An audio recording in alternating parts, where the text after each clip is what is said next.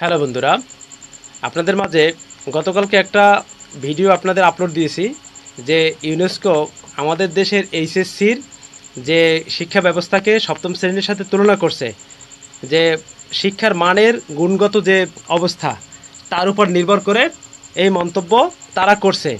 এখন আমিও একটু এই বিষয়ে অনেক আলোচনা পর্যালোচনা করে বুঝলাম যে আমাদের দেশের শিক্ষা ব্যবস্থাটাকে আসলে মান উন্নয়ন করা দরকার, সৃজনশীলতা বাড়ানো দরকার, দক্ষতা এবং কৌশল স্টুডেন্টদের ভিতরে তৈরি করা দরকার।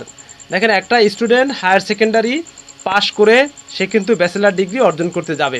তো এই ব্যাচেলার ডিগ্রি অর্জন করতে যাওয়ার পিছনে তার কিন্তু অনেক শেখা, অনেক দক্ষতা, অনেক প্র্যাকটিক্যাল এবং অনেক তথ্যমূলক জ্ঞান থাকা দরকার। যেখানে নিম্নমানের প্রশ্নের কথা বলা হয়েছে, আমাদের দেশের যে কোয়ালিটিগুলো, শিক্ষা ব্যবস্থার যে কোয়ালিটিগুলোর কথা বলা হয়েছে, ইউনেস্কো যে ভুলগুলো ধরছে যে নিম্নমানের প্রশ্ন, তাই নিম্নমানের প্রশ্ন থেকে বের হয়ে আসতে হবে।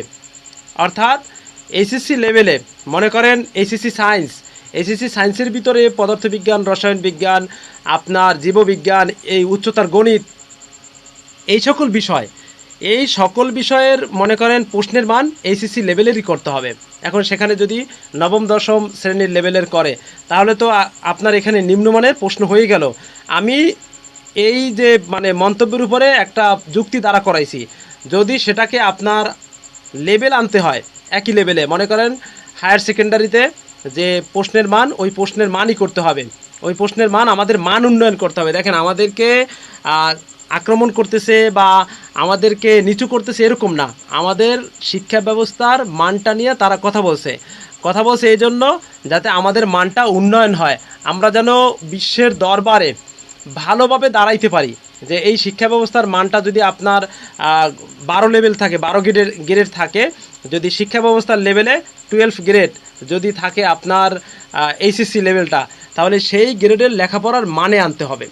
যে বিগত দিনেও ছিল, বিগত অনেক বছর পূর্বে ছিল, মাঝখানে অনেক বছর ছিল না, যার কারণে ইউনেস্কো কিন্তু গবেষণার মাধ্যমে এই মন্তব্যটা করছেন, তাদের কাছে ধরা পড়ছে বিদায় কিন্তু তারা এই কথাটা বলছেন।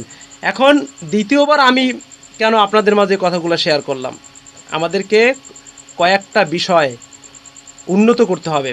একটা তো শিক্ষার মান শতভাগ উন্নয়ন করতে হবে, শিক্ষার ভিতরে যে কৌশল, দক্ষতা, এটা উন্নয়ন করতে হবে।